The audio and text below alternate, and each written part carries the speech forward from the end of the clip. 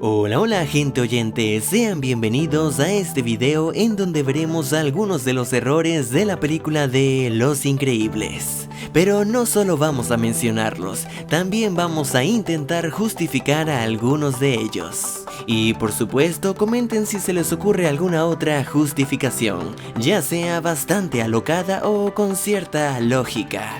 Así que bueno, comencemos.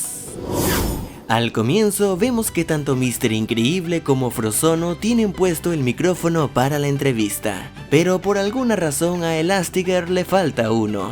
No sabemos si lo tendrá metido en el cabello, en los guantes o en algún lado que no podamos ver. Cuando llega el señor Rabia a la oficina, vemos que por el impacto el cubo de lápices se voltea y Bob lo recoge rápidamente, poniéndolo a la derecha del teléfono desde nuestro punto de vista. Sin embargo, cuando el jefe se va, de forma inexplicable el portalápices está justo al borde de la mesa, para que así cuando Bob se sentara se cayeran los lápices.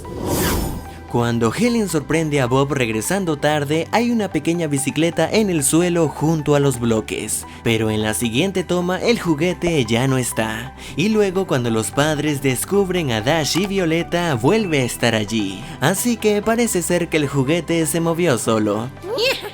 Después de todo esto es Pixar, los juguetes se mueven, los monstruos existen y hasta las emociones tienen emociones, así que todo es posible.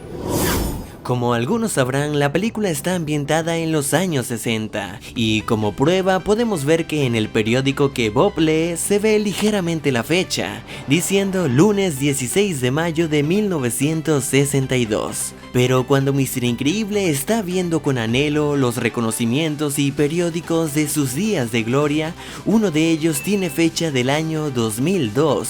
Lo cual no tiene sentido, a menos que, yo que sé, Mr. Increíble hiciera un viaje al futuro y luego regresara a su tiempo. En la parte de la cena frente a la pared de lava, el plano general muestra una mesa bastante larga. A pesar de eso, las tomas individuales nos muestran el hombro del otro personaje, haciendo parecer que están más cerca y que la mesa es mucho más pequeña.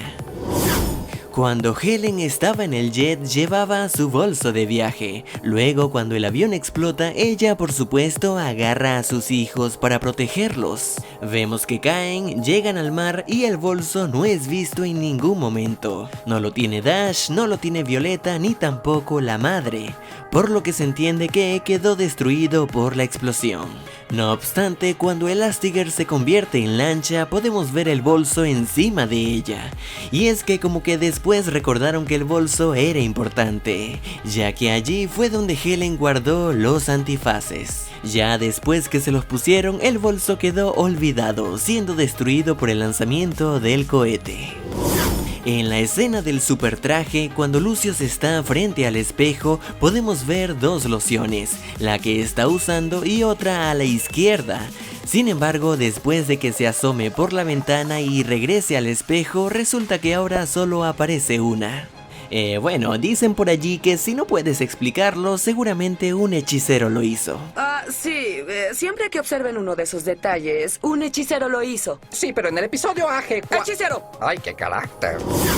Como sabemos, los poderes de invisibilidad de Violeta no afectan a la vestimenta que use, a menos que sea su traje especial. Sin embargo, hay un detalle, y es que su diadema no forma parte de su super traje, por lo tanto esta debería verse cuando ella desaparece. Y como vemos, no es así, ya que se vuelve completamente invisible. Pero bueno, estos fueron solo algunos errores, los cuales para nada le quitan el mérito de ser una gran película, y esperamos que con el estreno de su secuela logren sorprendernos nuevamente, porque sin duda queremos que pase algo increíble.